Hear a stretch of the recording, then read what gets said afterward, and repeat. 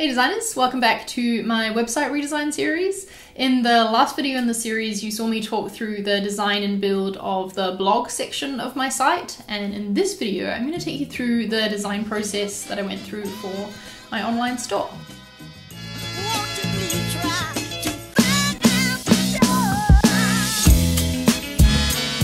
So as I do for pretty much every web design project, I started this one out with some wireframing on my iPad using the Concepts app and using my Apple Pencil. These wireframes are just very quick sketches to get my ideas down on paper and to force me to start thinking about it, thinking about different ways to arrange content. My challenge with designing my online store is that, as you know already, I'm using Webflow as the CMS and as like the website builder and the way I'm hosting it as well.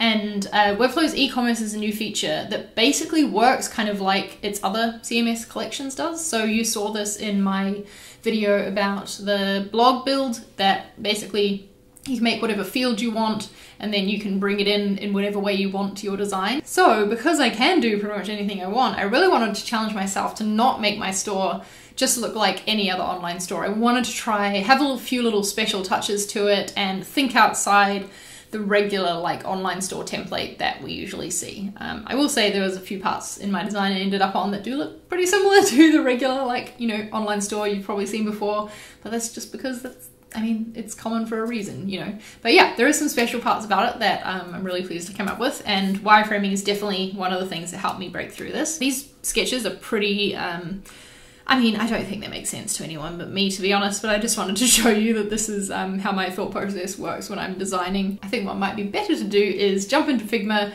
and I'll show you my grey box wireframes. So let's do that. Alright, so I spent most of my time while I was wireframing on the storefront, so what will be charliemarie.com/store, the main page, because I think a lot of the styles that I decide on for this will be brought in throughout the rest. This will set the tone for it, if you know what I mean. So yeah, that's why I chose to focus on that. You gotta start somewhere, so it made sense to start with the store homepage. These are just, a few ideas that I put together. This was to have I'm gonna have 3 main categories at the moment, so the three main categories with an example from each, a sidebar, making more of a feature out of one of the things in the category. The idea behind this block here, was meant to be like a print peeking up from the header. I've used that idea before to do with software design in some of our ConvertKit landing pages, peeking the laptop up, which looks kind of cool. Thought a print could do that too. But yeah, ultimately the ideas I like most from these grey box wireframes was this idea, this masonry of having the prints, and the idea is that this bit here would be a hover state. That's where you see the information. I liked that idea. I liked this card idea with things overlapping and stuff. I thought that was kind of cool. And the reason for all these different grey boxes as well is that I thought, just like I did in my blog, if you saw the last video, I assigned a color to each category, topic that I write about on my blog. And that color comes through in the design of that thing. So I thought here maybe I could have a color for each category in my store and it would be the background behind the prints. So yeah, those were the main ideas. I put a little star on the top of the ones that I thought I wanted to go further with. So I like the idea of this with having a photo and a block to feature something. This was an idea for the product page, just trying to see how I'd bring that in there. So have the main thing with an overlapping idea. Just like I did the read more on my blog post, this would have more prints for you to look at. I liked the idea of using photography in the top. Whenever I put a crossed line like this in a wireframe, for me it means that would be an image. It's my placeholder. But yeah, I did really like this idea of the sidebar, the fixed sidebar, because I have a sidebar on my blog, and although this one is a bit different, the idea behind it, it's still the idea of having the thing over to the side, so I thought maybe that could work out well. After drawing all these grey boxes out, I started going into filling it in, putting color on it and seeing what worked.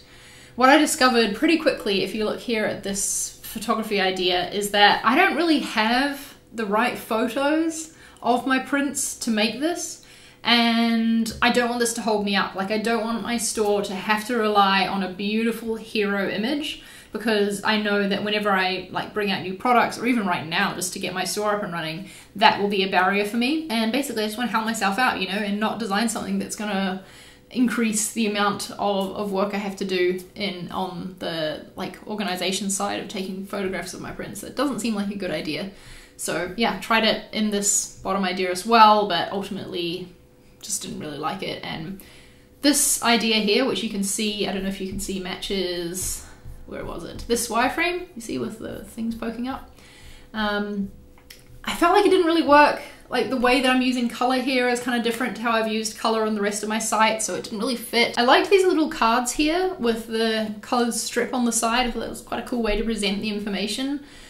Tried that with the fixed sidebar, which is my favorite sort of concept, and it really just doesn't look as good as the prints do. So I decided that this one here was my winner for how I'm going to design the store homepage. The idea is that this bit here will stay fixed in place and the prints will scroll along next to it. Don't quite know how that will be built yet, but we will see. And then the idea is that the color of each category of the print, so like screen prints, the category is pink. So when you hover over it, you see like a faded pink opacity hover with the details. I liked the idea of that. I think I can do something really cool with the interactions with this pink overlay as well. Like maybe it like comes out, it fades in. I don't know exactly yet, but there's some cool things I can do there. The next page to focus on though, to like bring the styling through on, is the category page. So I didn't want to have the fixed sidebar on the whole store. I wanted to like, you know, be able to open it up once you're out of the home page. And again, I like these product cards, but I really don't think that having a white background, like no color blocks on the page, works. It doesn't fit with the rest of my site. So here I bring in a top navigation that's purple, which I think works really well in this case. I wasn't loving these cards though with the strip. Like something was just feeling off, like it didn't quite fit once I bring in this color block though. I tried to color block these cards, see how that worked, and I just really didn't like that. Didn't like that at all. Didn't even finish filling it out in the design because I knew by the second row that it was gonna be a no-go for me. So decided maybe I should bring in the prints, how they appear on the storefront. That could be a good way to like have continuity.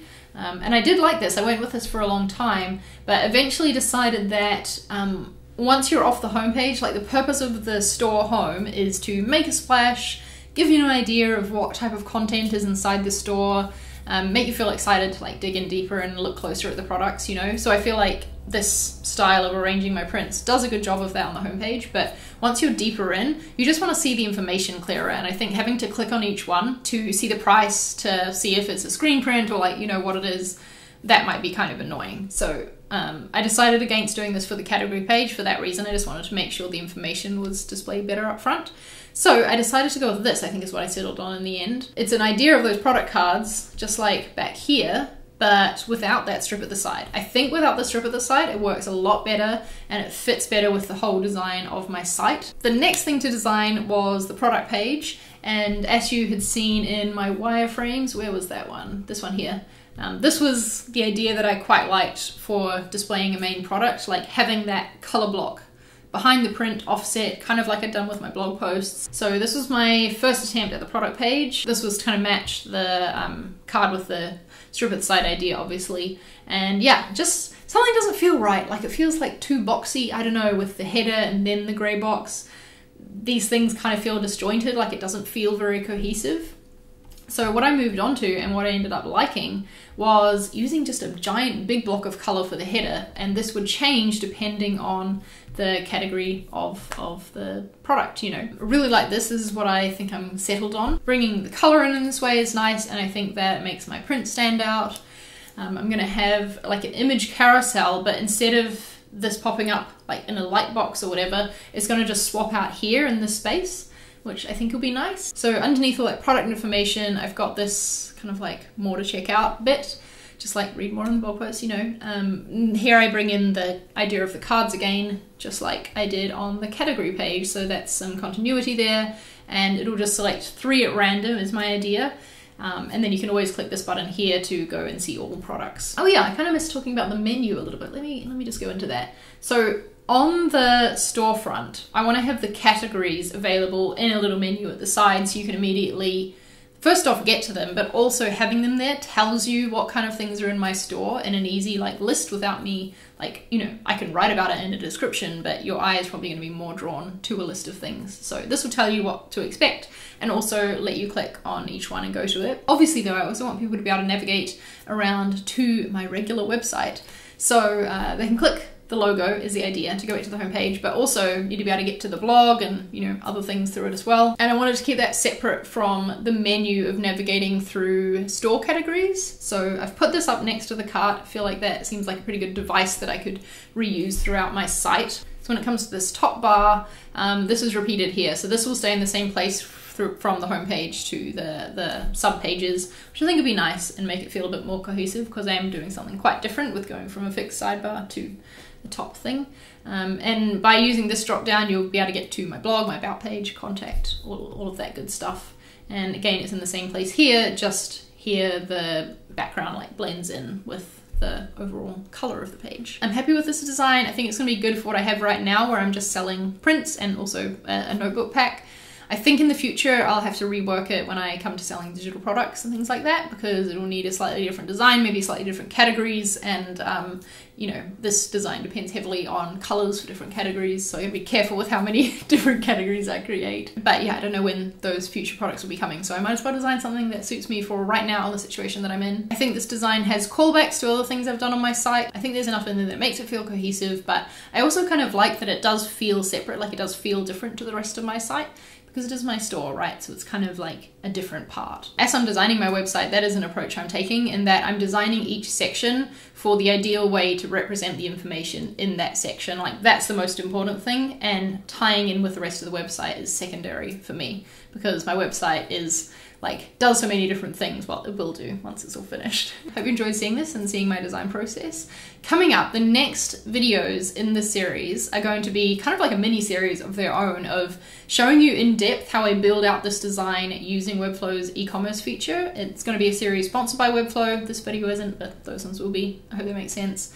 Yeah, it's a fairly new feature. It's out in beta at the time I'm recording this, but yeah, it's going to be live like to the public soon. So if you've been wanting to set up a website that also has a store, or I don't know, maybe you've got clients who need that from you as, you know, you're designing and building for them, then I think you're going to find this really useful to see me do it in depth and how all the functionality and all the features work. I've been working really hard on the series. I'm very proud of it, and I'm definitely looking forward to you seeing it all when it's released next week. So stay tuned for that. Hope you have a good week, and I'll see you in the next set of videos. All right, bye.